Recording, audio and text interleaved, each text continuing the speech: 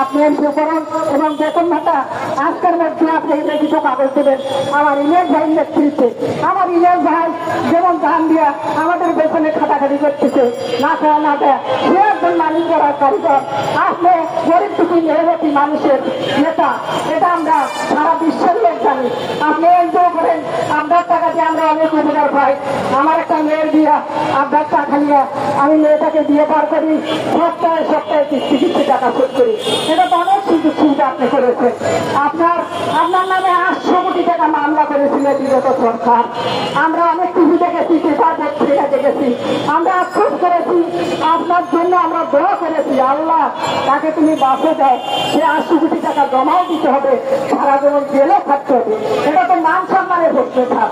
এটা আপনি চিন্তা করে দেখেন, আপনার জন্য আমরা কতটুকু জনগণ আপনার জন্য ভালোবাসি, মহব্বত করি।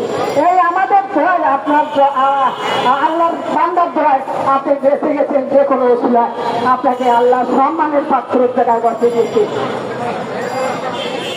তাই আপনার কাছে আশাবাদী, আমার এই 1772 স্কুল মুহূর্তের মধ্যে আপনার বিরুদ্ধে